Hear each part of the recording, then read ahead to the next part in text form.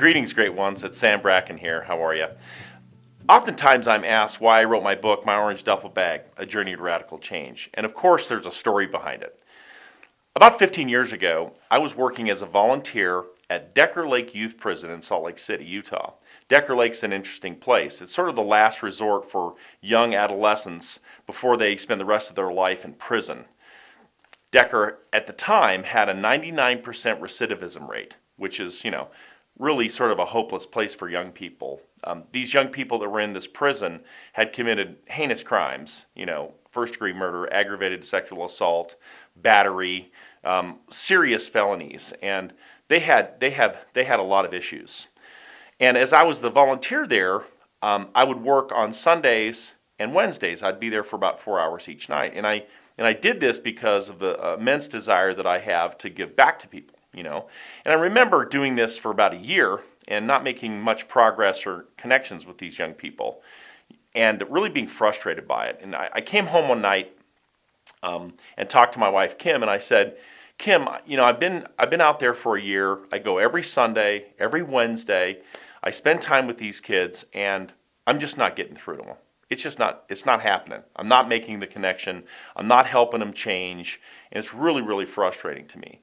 And my wife looked at me and she said, well, have you told them about your life, your past? And I said, absolutely not. I'm like, I spent the first 35 years of my life putting all that in a closet, putting padlocks on it, boarding it up and keeping it, as far away from, reality as I could, because it's so painful to talk about. And she stopped me right in my tracks. She said, well, I'm going to tell you something. Until you open that door and share that pain and those experiences with those young men and those young women, you are never going to break through. And it hit me like a ton of bricks. You know what? She was right. So I changed. I changed my approach. And I went back to Decker and started visiting with the kids and telling them, hey, this is what happened to me when I was a kid. I was set on fire. I was used as a human dartboard. I was abused in all manner of ways. I did drugs. I made mistakes. I had a lot of issues. And a funny thing happened. We started building a common ground together. And they understood my perspective. And more importantly, they felt empathy from me. I'll never forget one young man that I worked with that really taught me an amazing lesson. Let's call him Jose.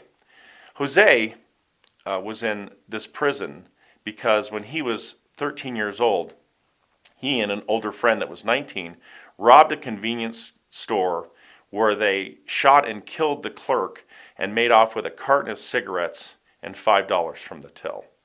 It was devastating to the clerk and his family, and also devastating to this young boy, Jose, and his 19-year-old friend. Well, his 19-year-old friend got life in prison in a federal penitentiary, and Jose was in Decker because he was a minor at the time. Well, Jose had been in a gang since he was 5 years old, and all he knew was criminal behavior and violence and the kind of culture that a gang environment teaches you. And as I worked with Jose, he had this wonderful talent. He could sing, and he could rap, and he was creative. And so we started teaching him. My wife's a singer, so we started teaching him music lessons, and we got lost in his world. And we would have these moments where I would spend time with him on Wednesdays and Sundays. And about a year after, I'd started opening up and telling Jose all the challenges that I faced as a kid and trying to connect with him more. We had this wonderful rapport, and he was 18 years old, and he was about to get out and be released into the general population. He was very concerned about this. And he said, Sam, I'm worried. I'm worried that I'm going to see a rival gang member walking down the street, and then I'm going to go across the street. And then he described to me in a brutal manner how he would kill this person with a knife. And it was just horrifying what he described. And he looked at me, and I think he expected me to be in shock, And I looked back at him, and I said, Jose, it's perfectly normal for you to have those thoughts. You've been in a gang since you were 5. You've had nothing but violence.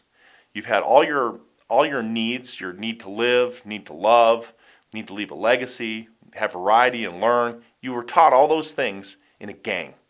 And that's why your hardwiring's sort of screwed up. He said, I told him, you may not be able to control the thought that comes into your mind of having an act of violence or doing something because of the way the way your environment has hardwired your brain. But you can control what you do as a result of that thought. So when you're out on the street, the guy's walking across, he's from a rival gang member walking across the street, you may get a terrible thought in your mind.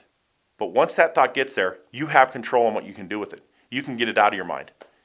You can sing a song. You can start doing some cool rap music. You can walk on the other. You can get out of the conflict, not even go to the conflict. You have control. And for some reason, it clicked in his head, and he said, you're right. You're totally right. I may not be able to control thoughts that come into my mind, but once they're in there, I can get them out. I can control my destiny.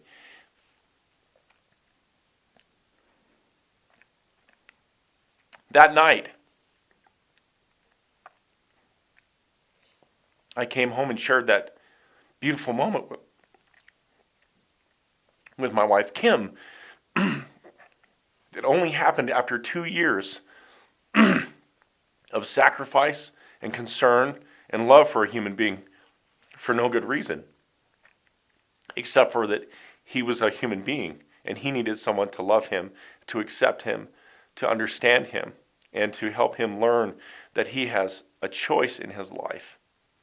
Well, when that happened to me, I made the decision then and there to write my Orange Duffel Bag book. I knew I had to get my story out, that the power of sharing my story in a way that would help people change was a real critical thing to do. The other reason I wrote the book was because in my lifetime, there have been people that have reached down, reached across, and reached out and helped me, just one person, at critical times, at key times. They've offered me understanding, empathy, and love for no good reason. And that has changed the trajectory of my life. Because all the discipline, all the hard work, all the tenacity in the world would not have saved me completely, utterly alone. It was the people that made all the difference.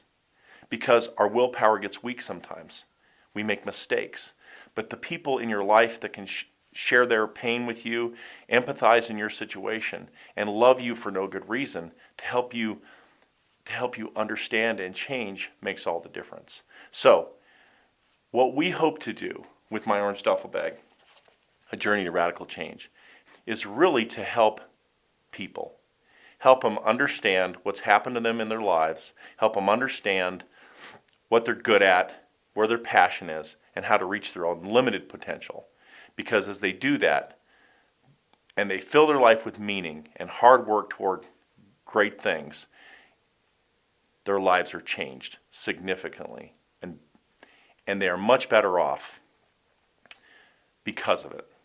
And that's the goal. It's simple.